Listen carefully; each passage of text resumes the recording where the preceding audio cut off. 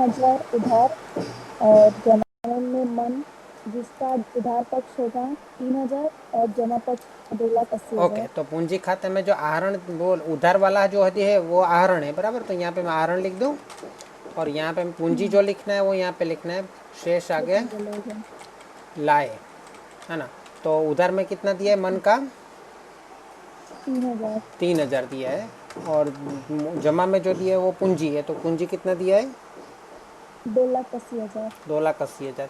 लेकिन मैंने गलती किया, पहले तो हमें क्या करना है, एक बार पढ़ लेना है सवाल को, और सवाल को पढ़ने के बाद वो समायोजन से स्टार्ट करना है। तो समायोजन पढ़ो पहले। चलो ये लिखवा दो, ये पूंजी और ये आहरण लिखवा दो, अभी लिखवाया तो मोहन का भी लिखवा दो। आहरण कितना है मोहन का? 45,000। आप 45,000। 4500, हाँ 500। 4500। और मोहन का पूंजी कितना है? 2,20,000। 2,20,000। ठीक है ना। चलो अब मुझे अब इस समायोजन से स्टार्ट करो पढ़ना। अंतिम स्टॉक की कीमत 80,000 है जिसका बाजारी कीमत 10% अधिक है। अच्छा, अंतिम स्टॉक की कीमत कितनी है? 80,000। 80,000। लेकिन बाजार कीमत उससे अधिक है, कितनी है? 10% अधिक है। अगर 10% से 10%। अधिक होगी तो 88,000 होगी, है ना। लेकिन हमें बाजार कीमत और मूल कीमत में कौन सी कीमत को ध्यान में रखना होगा? कम कीमत को, मतलब 80,000 को ही ध्यान में रखेंगे। ये 80,000 की एंट्री कहाँ पे होगी? एक तो व्यापार खाते में होगी, अंतिम स्टॉक 80,000। और दूसरा कहाँ पे होगा? संपत्ति लेना में, चालू संपत्ति में, है ना। चालू संपत्ति होगा ना, उसमें स्टॉक, अंतिम स्टॉक कितना है? 80,000। आगे पढ़ो। यंत्र और मकान पर 10% से घिसाई। यंत्र और मकान पर 10% घिसा है, तो यंत्र और मकान हमारा कैसी संपत्ति है? स्थायी संपत्ति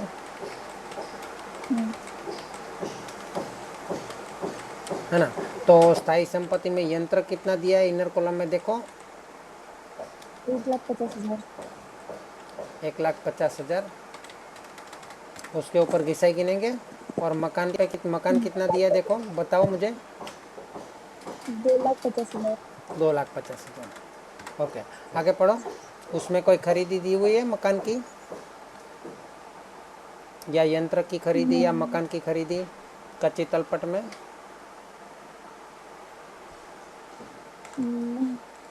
तो यंत्र दिया हुआ है, तो मकान का है ना, थोड़ा जगह छोड़ देता हूँ मैं, मकान थोड़ा नीचे लिख देता हूँ। मकान कितना है? 2,50,000।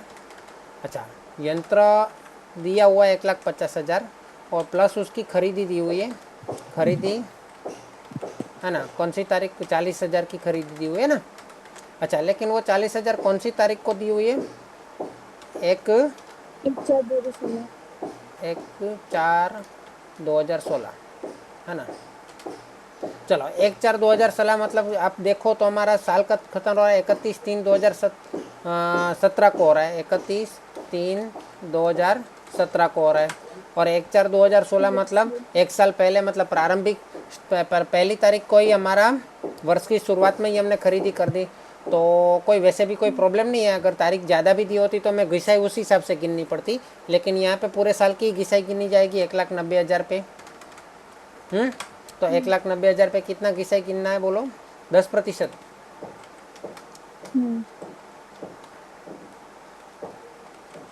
घिसाई 10%, है ना।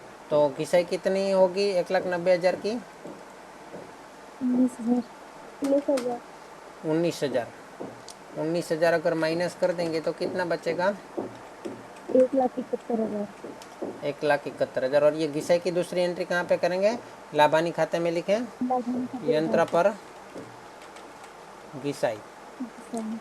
कितना है? 19,000। 19,000। ओके, चलो आगे बढ़ो। यह मकान पर घिसाई, तो मकान पर भी घिसाई कितना प्रतिशत बोला है? 10%। 10%। तो कितना होगा? 25,000 होगा। 25,000। अगर माइनस कर देंगे तो कितना बचेगा? 2,25,000। 2,25,000। और इसकी घिसाई की एंट्री यहाँ पे लाभानी खाते की उधार बाजू होगी, क्योंकि हमारे लिए नुकसान है ना।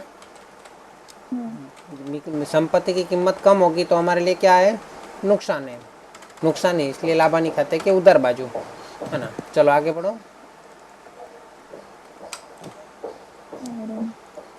और 10,000 का एक देनदार दिवालिया हो गया। उसे रिसीवर के पास से सूचना मिली कि उसके पास से अंतिम डिविडेंड के रूप में 50% रकम मिलेगी। दुर्गति अमानत 5% रखती है। देखो यहाँ पे थोड़ा दिक्कत वाला काम है, आपको थोड़ा याद रखना पड़ेगा, है ना। तो पहले तो मैं देनदार लिख देता हूँ। तो देनदार कितना दिया है, देनदार कितना दिया है, देनदार बताओ कितना दिया है।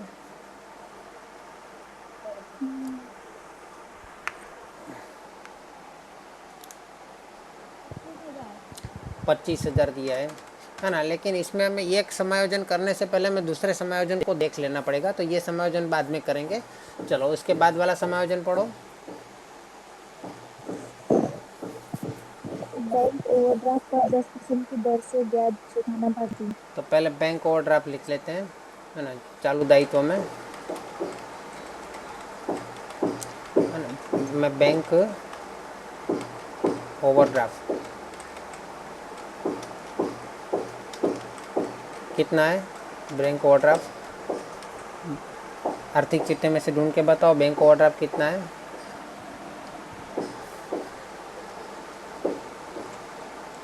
शाबाश शाबाश, वेरी गुड। बैंक ओवरड्राफ्ट 3,000, है ना। अभी उसके ऊपर क्या समायोजन बोला है, 10% दर से ब्याज चुकाना है। ब्याज चुकाना है, ब्याज चुकाना बाकी है, तो चुकाना बाकी ब्याज,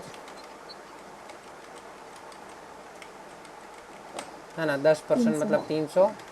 तो वो भी हमारा बैंक ओवरड्राफ्ट ही हो जाएगा, मतलब बैंक में से ही पैसा हो 27। जाएगा, बढ़ेगा ना, प्लस होगा ना, हमें और ज़्यादा चुकाना पड़ेगा पैसा। हाँ, पैसा ज़्यादा चुकाना पड़ेगा ना। चलो तो चुकाना बाकी ब्याज हमारे लिए क्या हो जाएगा, दायित्व तो है लेकिन हमारे लिए दायित्व। नुकसान भी तो हो जाएगा, इसलिए हाँ, बैंक ओवरड्राफ्ट चुकाना बाकी ब्याज लिख देता हूँ।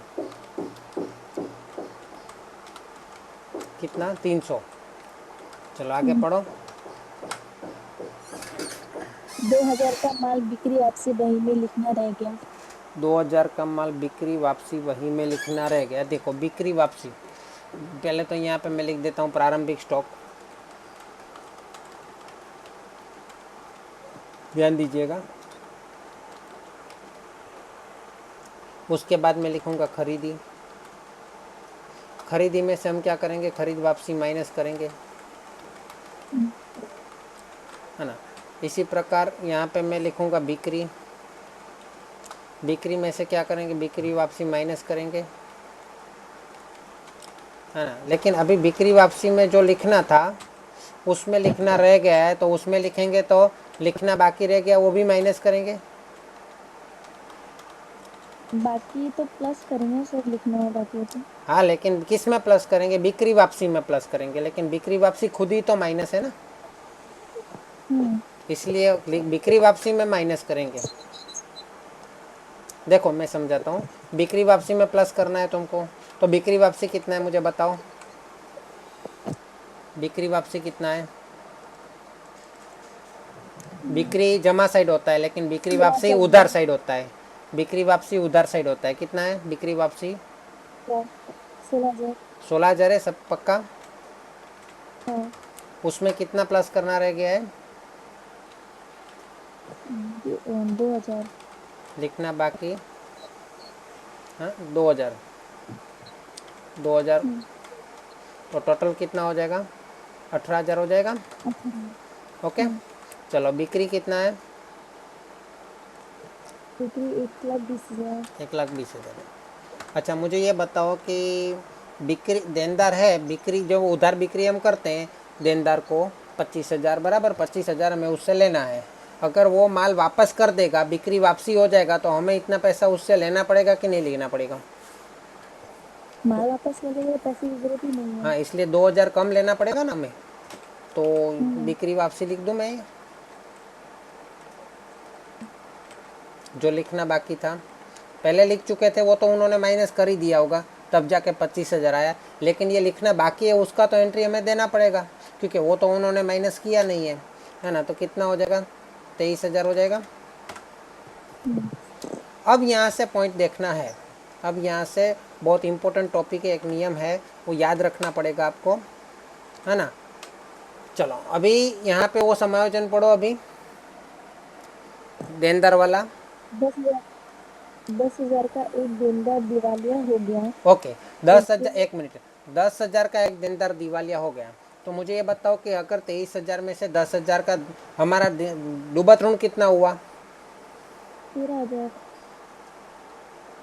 डूबत ऋण कितना हुआ? 10,000 हुआ ना, अभी दिवालिया हो गया तो हाँ 10,000 हुआ ना। तो 10,000 होने से वैसे डूबत ऋण हमारा हुआ, डूबत ऋण 10,000 हुआ, है ना। तो 10,000 अगर हम माइनस कर देंगे, यहाँ पे मैं अलग से लिख देता हूँ, अगर मैं 10,000 अलग से लिख देता हूँ, है ना, तो 23,000 में से 10,000 माइनस करेंगे तो कितना बचेगा? 13,000। 13,000 बचेगा। याद रखना, दिमाग में 13,000 याद रखना, बराबर, या फिर पेंसिल से कहीं पे भी लिख दो, है ना। लेकिन उसमें से डिविडेंड मिला, कितना डिविडेंड मिला? 50%। मतलब डिविडेंड का अर्थ क्या हुआ? हम उसके घर पे चले गए, क्या हुआ?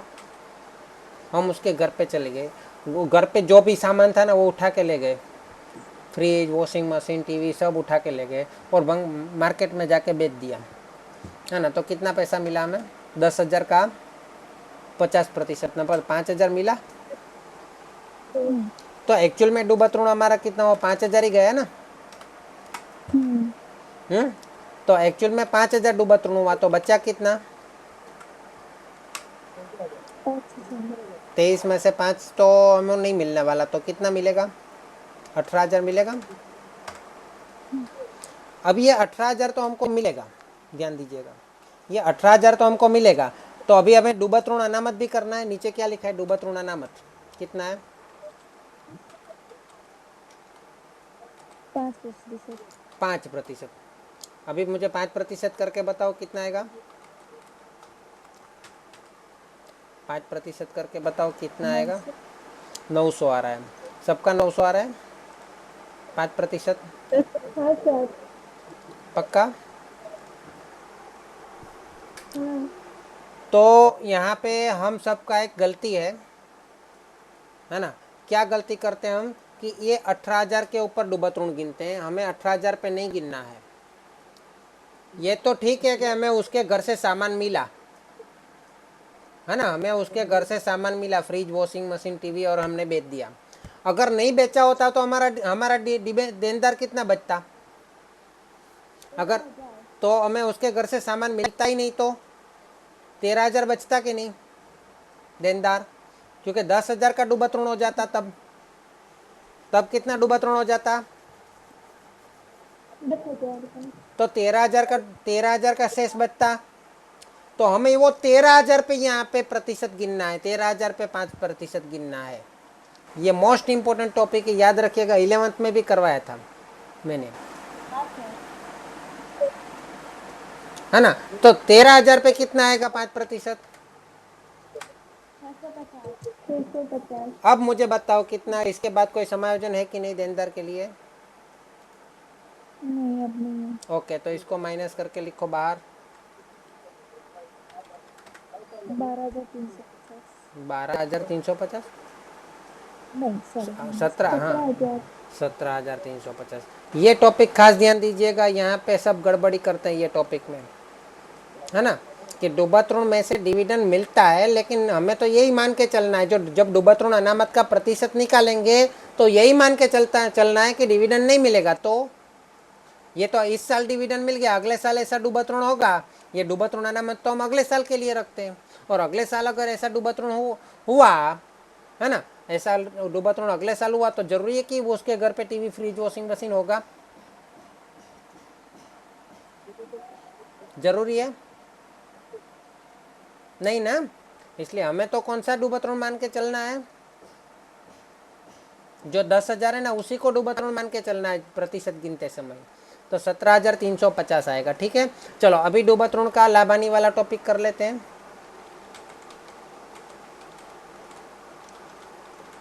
डूबत ऋण प्लस डूबत ऋण प्लस डूबत ऋण अनामत, एक लाइन छोड़ के माइनस डूबत। ठीक है, चलो मुझे बताओ डूबत ऋण पुराना, अभी पहले नया लिख देते, अभी अभी हमने ताज़ा ताज़ा ढूंढा ना, वो कितना है डूबत ऋण, कितना लिखेंगे 5,000 लिखेंगे। अभी जो हुआ वो लिखना है 5,000, डिफरेंस निकाल के जो हमने लिखा है ना वो। और डूबत ऋण अनामत कितना है 650।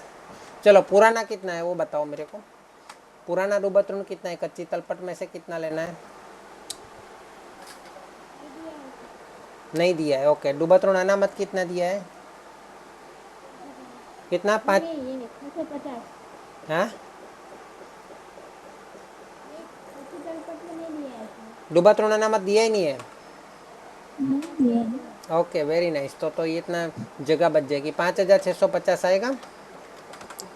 ठीक है, तो चलो ये लाइन की ज़रूरत नहीं है। चलो इतना हमारा नुकसान हो गया, ये इस साल का नुकसान, ये अगले साल का लिया अनामत। चलो आगे पढ़ो, कोई समायोजन बाकी हो तो पहले वो ख़त्म करो। हो गया समायोजन सर। हो गया, ओके। मुझे ये बताओ कि समायोजन तो हो गया, अभी आंतरिक समायोजन मतलब छुपे हुए समायोजन, कोष्टक वाला, तारीख वाला, ऐसा कुछ दिया है कहीं पे? कहीं पे कोष्टक दिया हो, काउंस दिया हो, तारीख दिया हो, प्रतिशत दिया हो, ऐसा कहीं पे प्रतिशत की निशानी हो? हाँ तो वो पहले वो पढ़ो पहले। 8% की सरकारी प्रतिभूति में विनियोग। ओके, 8% की सरकारी प्रतिभूति में विनियोग, तो विनियोग हम कहाँ लिखते हैं? संपत्ति लेना में संपत्ति। विनियोग, टाइटल के अंदर हम लिखेंगे 8% की सरकारी प्रतिभूति,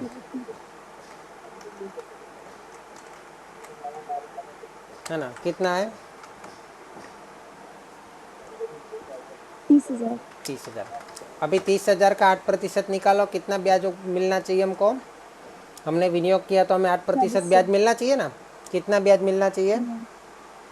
2400। 2400 मिलना चाहिए। अभी आर्थिक चिट्ठे में विरुद्ध साइड देखो, मतलब अभी तुमने उधर साइड में से ये रकम लाए 30,000, तो जमा साइड में देखो कहीं पे 2400 लिखा हुआ है, सॉरी कहीं पे 2400 नहीं, कहीं पे ब्याज लिखा हुआ है, विनियोग पर ब्याज कहीं पे भी लिखा हुआ है? नहीं। ढूंढो, ठीक से ढूंढो। तो इसका अर्थ ये हुआ कि कोई भी पैसा हमको मिला नहीं है, तो 30,000 पर 8% 2,400 रुपये हमको मिलना चाहिए। विनियोग पर ब्याज मिलना चाहिए, लेकिन मिला कुछ भी नहीं है, तो मिलना बाकी कितना? 2400। साथ में भी लिख सकते हो, मिलना बाकी विनियोग पर ब्याज, ऐसा डायरेक्ट भी लिख सकते हो। मैं आपको समझाने के लिए लिख रहा हूँ कि कच्ची तलपट में हो तो वो यहाँ पे लिखना है, लेकिन नहीं है इसलिए मैंने 0 लिखा है, लेकिन आप डायरेक्ट भी लिख सकते हो। ठीक है ना? चलो, तो मिलना बाकी ब्याज क्या हो जाएगा हमारे लिए? संपत्ति मतलब दायित्व होगा कि लेना होगा? लेना होगा। लेना होगा तो कहाँ पे लिखे? चालू संपत्ति में लिखे मिलना बाकी ब्याज इनटू ब्रैकेट विनियोग, है ना? चलो कितना है? 2,400। चलो आगे पढ़ो। और एक मास्टर दिया है जो कि 1/6/2016 का है। एक मिनट, 42,000। वो तो प्रारंभिक होगा ना, 1/4 का है, प्रारंभिक होगा। प्रारंभिक माल स्टॉक मतलब प्रारंभिक स्टॉक कितना दिया है? 42,000। 42,000। चलो दूसरा कोई तारीख हो, कोष्टक हो? नहीं, एक है ये ऑफिस यंत्र की खरीदी वाला, वो जो हो हाँ वो गया तो था हो गया, इसलिए। ओके। चलो उसके बाद कुछ नहीं है ना। बस। चलो तो अभी नहीं। क्रमानुसार पहले से पढ़ते जाओ, क्रमानुसार पहले से पढ़ते जाओ। पहले जमा शेष पढ़ लो, पहला पूरा जमा शेष पढ़ लो, या फिर उसमें तो साथ में ही दिया है ना, तो साथ में ही पढ़ लो। अगर अलग अलग दिया है तो पहले जमा शेष पढ़ो, नहीं तो साथ में दिया है तो साथ में ही पढ़ते जाओ। चलो बोलो।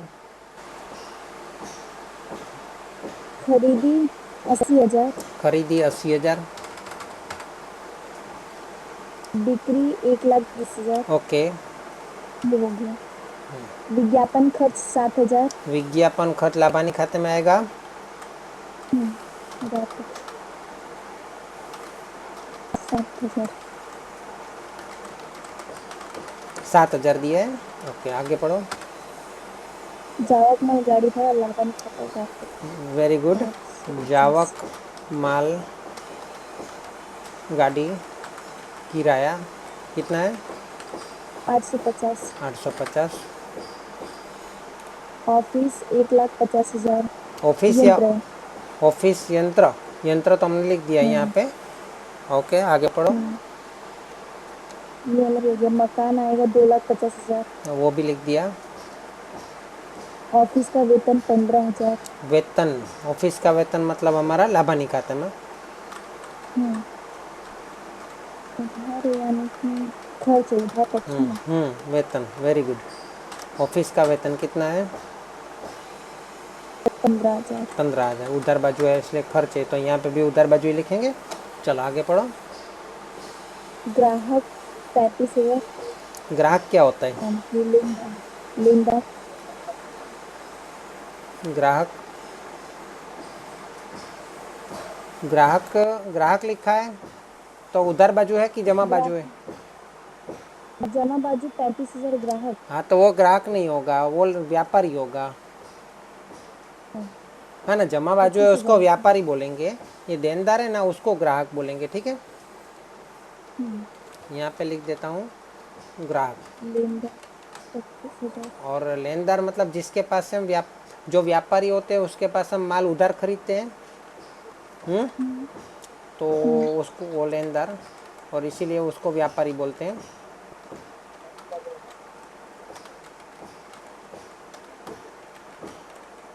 चलो कितना है? 35,000। हाँ। आगे पढ़ो। माल वापसी उधार पक्ष में 16,000 यानी उधार बिक्री पक्ष वापसी।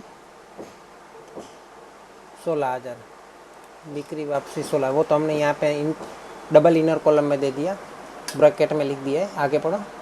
जमा पक्ष में कितना है? 14,000। 14,000। चलो आगे पढ़ो। तोलाई 450। ये तोलाई क्या होता है? नहीं। मार्केट के अंदर जब हम मतलब बहुत ज़्यादा सामान खरीदते हैं ना, तो दुकान वाला तराजू जो होता है ना, तराजू वो रखता नहीं है, क्योंकि उसका तराजू तो बहुत बड़ा होता है ना। तो इतना बड़ा तराजू का वो इन्वेस्ट करेगा तो उसको तो नुकसान हो जाएगा, है। इसलिए वो तराजू वाला स्पेशल वहाँ पे रखते हैं, जो वो अपना वो खाली क्या करेगा, हमको माल को वजन करके देगा और वजन करने का वो पैसा लेगा। तो वो जो पैसा लेगा उसको हम बोलेंगे तोलाई। कितना तोलाई है? 450।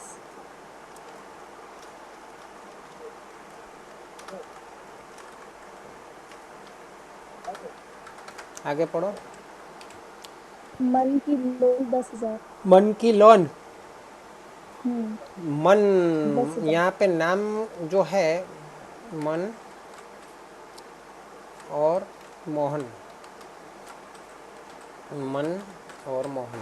अभी मन हमारा साझेदार है, उसकी लोन मतलब कहाँ पे दिए? जमा शेष दिए कि उधार शेष, वो पहले देखो। मतलब जमा हमने पक्ष। उसको लोन दिया है कि उसने हमको लोन दिया है? जमा पक्ष में दिया, मतलब हमारा दायित्व है। हम उसने हमको लोन दिया है, तो हमें यहाँ पे लिखना होगा मन की लोन कितना दिया है? 10,000। 10,000 दिया है। तो अभी मैं हाँ बाहर ही लिख देता हूँ 10,000, ठीक है। चलो आगे पढ़ो। अच्छा यहाँ पे लोन दिया है तो मन के यहाँ पे भी एक समायोजन है। कैसे समायोजन है? साझेदार की लोन पे कितना प्रतिशत ब्याज गिनते हैं? साझेदार की 6%। 6%। तो यहाँ पे 6% है, तो 10,000 का 6% कितना होगा? 600।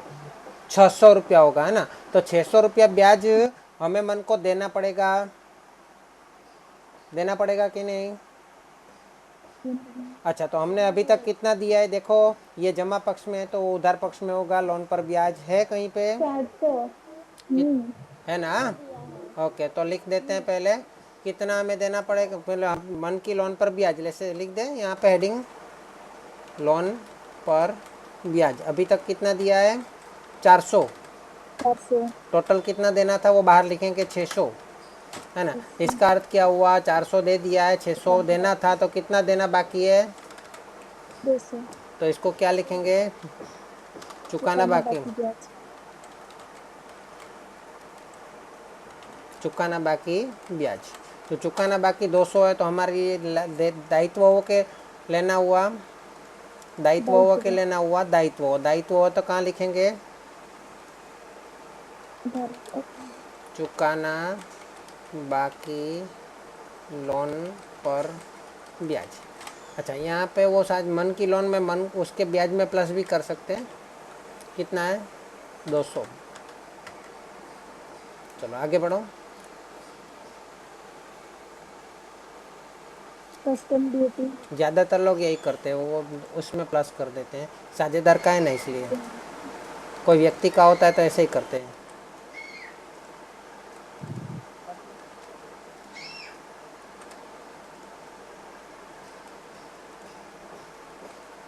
चलो अभी मुझे यहाँ पे कितना हो जाएगा? 10,200 हो जाएगा, है ना। चलो, कस्टम ड्यूटी क्या है? कितना रुपया दिया है? 1300। 1300। 1300। ओके, 1300। आगे पढ़ो। व्यापार खर्च 1300। व्यापार खर्च वो कहाँ पे आएगा? 1300। 1300। लाभानी खाते में आएगा। पक्ष।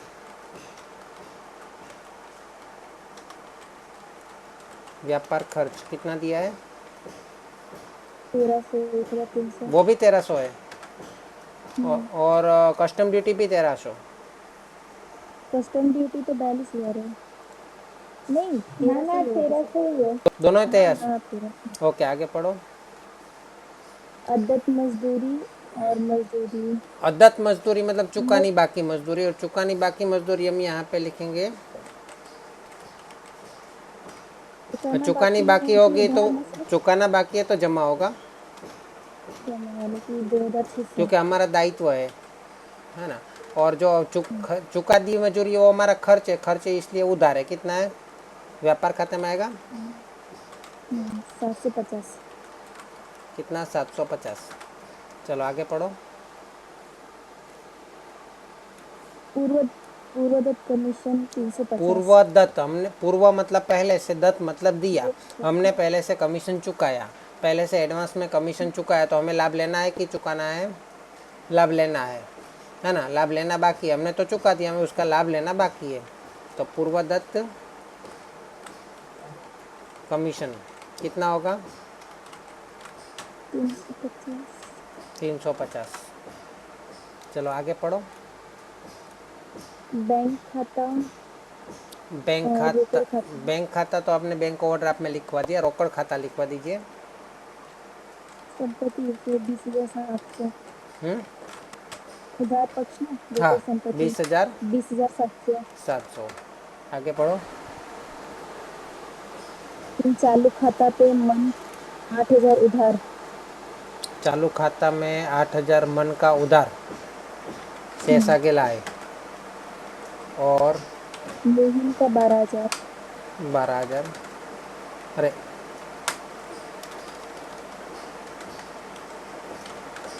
आगे पढ़ो। खत्म। चलो, तो सबसे पहले व्यापार खाता बंद करें। कोई टोटल मारना बाकी नहीं रह गया ना, वो चेक कर लेंगे। मतलब इनर कॉलम में से आउटर कॉलम में लेना बाकी नहीं रह गया ना।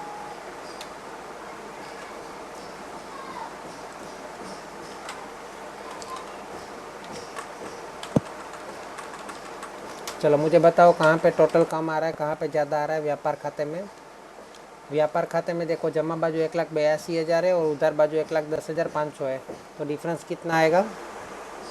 70,500। चेक कर लो, आंसर आ रहा है।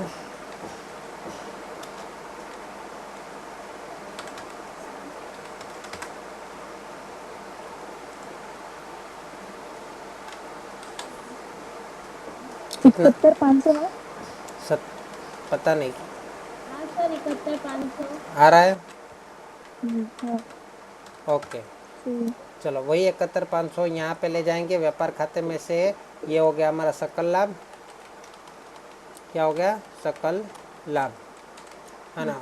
उसके ऊपर क्या लिखेंगे? लाभ हानि खाते ले गए,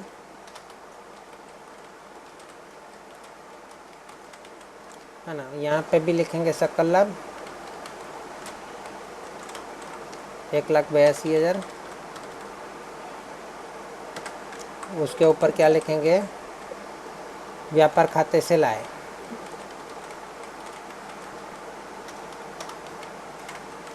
है ना। चलो, तो अभी इन सब दोनों का टोटल करें, कितना हो रहा है बताना। 74,700। किस साइड का? उधार साइड का 74,700 और जमा साइड का 1,84,400। हाँ सर, ये आपने 70,500 आया था ना, कच्चा लाभ। अच्छा, सॉरी, माई मिस्टेक, मैंने वो लिखना था। 73,900 आ रहा है। तो उधर साइड ज़्यादा आ रहा है, तो जमा साइड कम पड़ रहा है। कितना कम पड़ रहा है?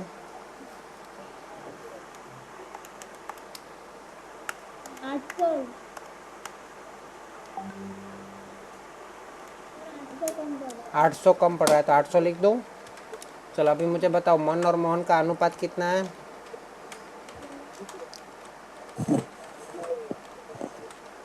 वितरण पात्र हानि कितना प्रमाण दिया है? 1:1। 1:1, मतलब 400 400। अच्छा, यहाँ पे थोड़ी बांटेंगे, सॉरी सॉरी, यहाँ पे थोड़ी बांटेंगे। ये तो सब शुद्ध लाभ हुआ ना, ये तो शुद्ध लाभ हुआ। लाभांश। ऊपर क्या लिखूँ मैं? वितरण लाभ हानि वितरण खाते ले गए। सर शुद्ध शेष होगा तथा खोट। हाँ, शुद्ध लाभ नहीं, शुद्ध हानि होगा, घाटा जाएगा, घाटा। इसको यहाँ पे लाएंगे पहले, शुद्ध हेलो हानि। सर। सर हम ऐसा नुकसान खाते में नहीं बांट देंगे, इसको बनाने की क्या जरूरत है? चलेगा चलेगा चलेगा। उन्होंने ऐसे ही किया है, उन्होंने कहीं दूसरा दो दो खाते नहीं बनाए, क्योंकि इसमें ज़्यादा एंट्री नहीं है ना, तो उन्होंने कोई खाते बनाए नहीं है। लेकिन मैं आपको मतलब हम सिस्टमेटिक करते हैं, हर बार जैसा करते हैं इस हिसाब से। चलो अभी बांट दें 400, जैसा हमको प्रैक्टिस है वैसा हम करेंगे ना।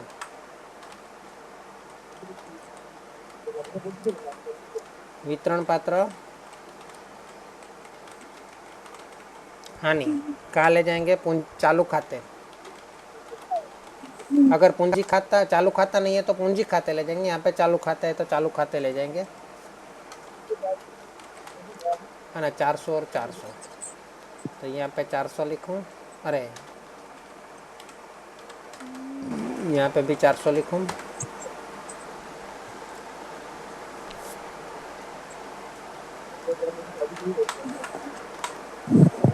चलो अभी इन दोनों का टोटल तो यहाँ पे बता रहा है।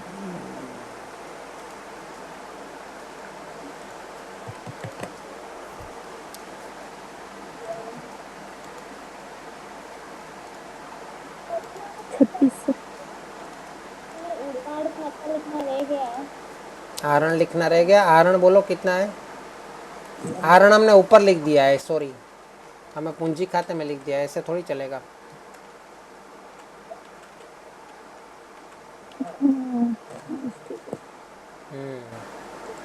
उस टाइम पे याद नहीं था कि चालू खाता भी है। चलो अभी बताओ,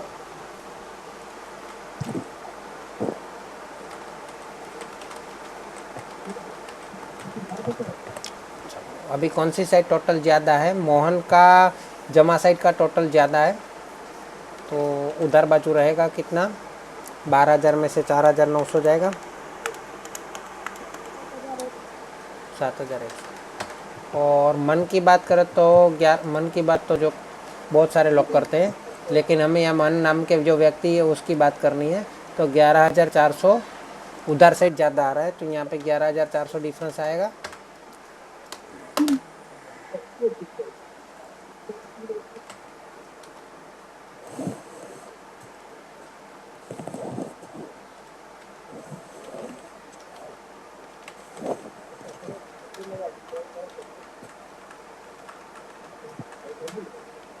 ओके,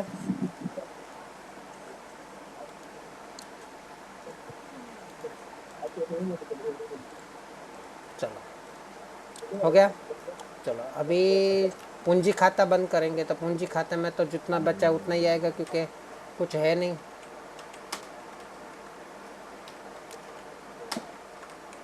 शेष आगे ले गए।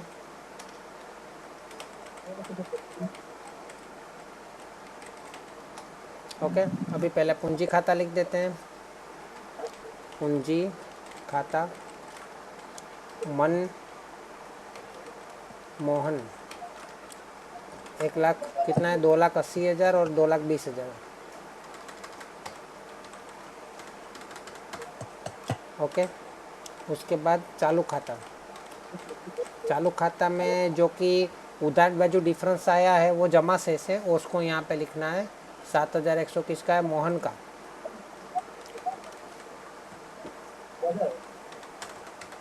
इसका कितना, 2,2,4,5। अच्छा, और चालू खाता जो कि जमा शेष उधार डिफरेंस आया है, जो कि सॉरी जमा डिफरेंस आया है जो कि उधार शेष है। चालू खाता जो मन का, उसमें कितना है चालू खाते में, 11,400। तो कितना डिफरेंस आ रहा है, कुछ एंट्री लिखना बाकी है। यहाँ पे 3,300 आएगा। दोनों साइड टोटल समान आ गया।